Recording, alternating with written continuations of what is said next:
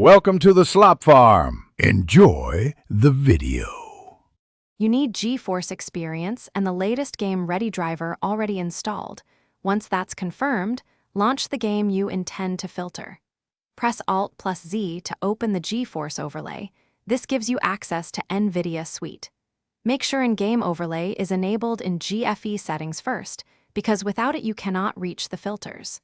Once the overlay appears, you're ready for the next step, calling up the freestyle filters that run in real time over your game. With the game active, press Alt+F3 to open Nvidia Freestyle, the in-game filters. You'll see the filters panel overlaid.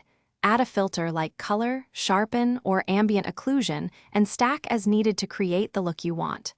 Move sliders to fine-tune intensity.